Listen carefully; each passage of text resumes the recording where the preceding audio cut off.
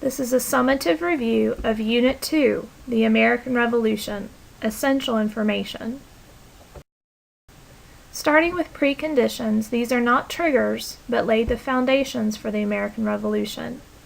First, the period known as the Enlightenment, or the Age of Reason in Europe during the 17th and 18th centuries, saw the development of new ideas about the rights of people and their relationship to their rulers. The Enlightenment ideas were radical and challenged the centuries-old practice throughout the world of dictatorial rule by kings, emperors, and tribal chieftains. John Locke was an Enlightenment philosopher whose ideas, more than any others, influenced the American belief in self-government. Locke wrote, "All people are free, equal, and have natural rights of life, liberty, and property that rulers cannot take away.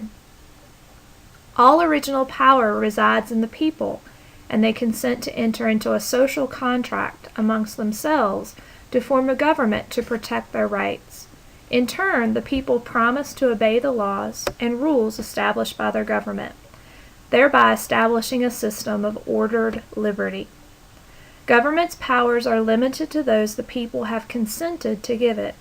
Whenever government becomes a threat to the people's natural rights, it breaks the social contract, and the people have a right to alter or overthrow it." This is a diagram of the ideas that we've just gone over from John Locke and the Enlightenment. First, all government power is with the people and the rights of the people. Secondly, the people enter into a social contract to form government. This government passes laws that the people agree to obey, thereby establishing a system of ordered liberty. The Enlightenment is important to the American Revolution because it provides the philosophy and language found in the Declaration of Independence. If you compare Locke's ideas to Thomas Jefferson's writing in the Declaration of Independence, you can see the similarities. Locke writes, "All people are free and equal." Jefferson writes about all men are created equal. Locke writes about natural rights. Jefferson writes about unalienable rights of life, liberty, and in this case, the pursuit of happiness. Locke writes about power residing with the people. Jefferson writes about governments being created by men. Government's powers are limited to those the people have consented or agreed to give it, Locke writes. Jefferson also writes that the consent of the governed is where all government derives its powers. Finally, Locke gives permission that whenever government becomes a threat, the people have a right to alter or overthrow it. Jefferson writes in the Declaration of Independence, "Whenever any form of government becomes destructive, it is the right of the people to alter or abolish." This is essentially the language of the American Revolution.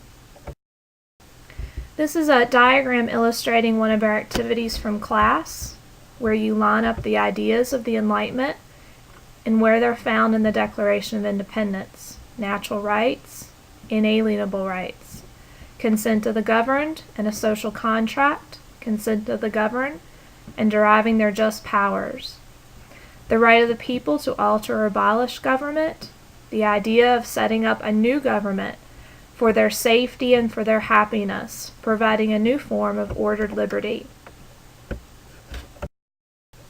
Thomas Paine is another precondition. He was an English immigrant to America who produced a pamphlet known as Common Sense that challenged the rule of American colonies by the King of England. Common Sense was read and acclaimed by many American colonists during the mid-1700s and contributed to a growing sentiment or feeling for independence from England. Thomas Jefferson went on to detail in the Declaration of Independence many of the grievances against the king that Paine had earlier described in Common Sense. The Great Awakening was a religious movement that swept through both Europe and the colonies during the mid-1700s. It led to the rapid growth of evangelical, or good news religions, such as the Methodist and the Baptist, and challenged the established religious and governmental order. It laid one of the social foundations for the American Revolution. The Anglo-French rivalry in North America between England and France led to the French and Indian War, in which the French were driven out of Canada and their territories west of the Appalachian Mountains. This is where France used to have its claim, and this is after the French and Indian War. All that's shown as green is now held and claimed by England. As a result of the French and Indian War, England took several actions that angered the American colonies and led to the American Revolution. Most of these were related to saving money or raising money from their French and Indian War debt. First, the Proclamation of 1763 prohibited settlement west of the Appalachian Mountains, a region that was too costly for the British to protect. Secondly, new taxes on legal documents, such as the Stamp Act, tea, and sugar, were raised and passed by Parliament to pay the cost incurred during the French and Indian War, and for British troops to protect the colonists. The beginning of the American Revolution was marked by resistance to British rule. The resistance grew over time as colonists protested no taxation without representation and the presence of a standing army in their communities. One of the most famous acts of resistance was the Boston Tea Party, whereby the citizens of Boston dressed up like Indians and threw the tea into the harbor rather than pay the tax. When Boston was punished for the destruction of property in the Boston Tea Party, the First Continental Congress was called, to which all the colonies except Georgia sent representatives. It was the first time the colonies had acted together. The Boston Massacre is another famous event that took place between citizens of Boston and the British. According to the British, they were firing in self-defense amongst a mob of anti-British protesters. The colonists will argue that the British, as shown in this Paul Revere etching, lined up and fired on innocent colonists. This was an example of the British tyranny and the threat of a standing army in their midst. The war first began when the Minutemen, these are the first shots, the Minutemen, the colonial militia in Boston, Massachusetts, fought a brief skirmish with the British troops, or the Redcoats, at Lexington and Concord. This was just outside of Boston, Massachusetts.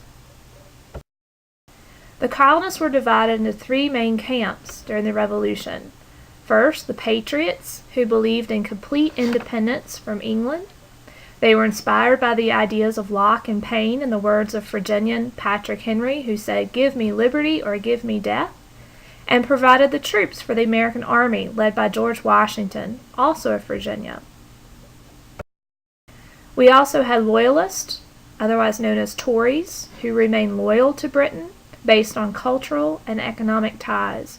They believed that taxation of the colonies was justified to pay for the British troops to protect American settlers from Indian attacks. And then finally there were neutrals. These were the many colonists who tried to stay as uninvolved in the war as possible. The war did not have popular support in Great Britain. Knowing this, General George Washington avoided any situation that threatened the destruction of the Continental Army, and his leadership kept the army together when defeat seemed inevitable. And this is the famous painting we talked about in class of George Washington crossing the Delaware on the eve of the Battle of Trenton, a great morale booster. Benjamin Franklin is another important figure for the American Revolution. He negotiated a treaty of alliance with France. Americans benefited from the presence of the French army and navy at the Battle of Yorktown. This was the final battle of the American Revolution, the battle that ended the war with an American victory. And here, of course, you see Yorktown near the James River, near Jamestown, where the English colonies had started. The first permanent English settlement had been established, and now English rule will come to an end just across the peninsula there at Yorktown. This is an example of our activity from class using the Mimeo to match up the ideas and the significance of each person having to do with the American Revolution.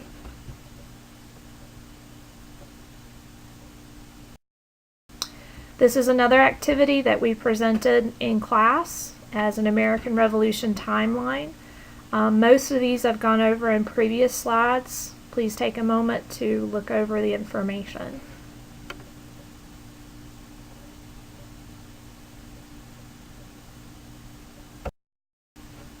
Finally, the Declaration of Independence is a roadmap. The key principles of the Declaration of Independence increase political, social, and economic participation in the American experience over a period of time.